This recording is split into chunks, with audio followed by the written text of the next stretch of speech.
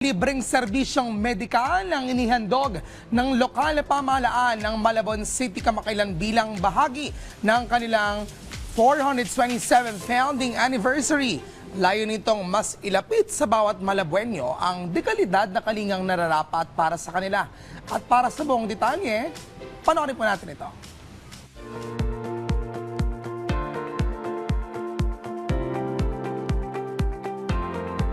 Sa pagdiriwang ng ika-427 founding anniversary ng lungsod ng Malabon, hindi lang kasiyahan ng handog kundi serbisyong direktang nararamdaman ng mga Malabuenyo.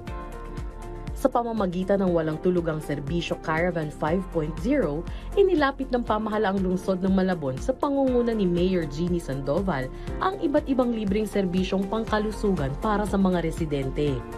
Nais namin po makatulong at the same time magkaroon po ng awareness ang ating po mga kababayan sa mga serbisyong karapat-dapat po para sa kanila.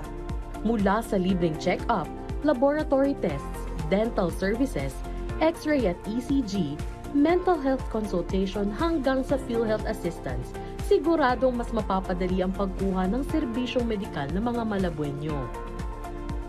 Bukod sa libreng gamot at serbisyong medikal, ipinamahagi rin sa programa ang mga seedlings na malaking tulong sa kalikasan at maaari pang pagkakitaan o gawing sariling pananim ng mga residente.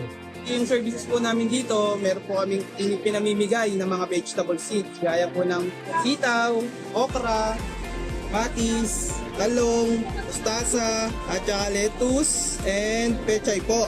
Ang isinagawang event na ito ay nagpapatunay na sa loob ng 427 years, patuloy ang Malabon sa paghahatid ng serbisyong may puso, malasakit at pagkalinga para sa bawat Malabuenyo.